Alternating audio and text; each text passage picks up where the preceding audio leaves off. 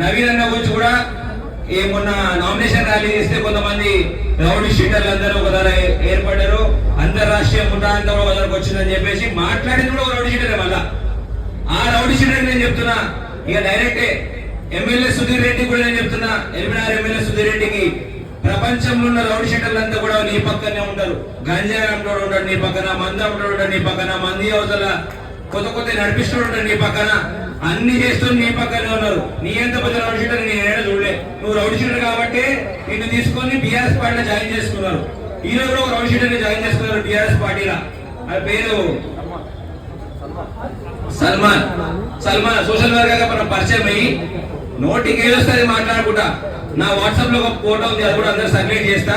దాదాపుగా 24 నుంచి 25 పైన కేసులు ఉన్నాయి. ప్రతి ఒక్క సెక్షన్ కూడా ఒకటి ఒక పిఎస్ కాదు, ఒకటి గోషమాల్ పిఎస్ లా, ఒకటి కాటదాన్ పిఎస్ లా, ప్రతి ఒక్క పిఎస్ లా ఒక హిస్టరీ ఉంది. ఆయన తీసుకుని పార్టీలో జాయిన్ చేసుకుని మన నోట్ షీట్లు అంటారు. ఒకప్పుడు నేను చూస్తున్నా ఇక్కడ నవీన లేడు, కొంతమంది వాళ్ళ కుటుంబ సభ్యులు అంటే ఇంటుండొచ్చు, వారి ఆఫీసరే మాట్లాడుతున్నా.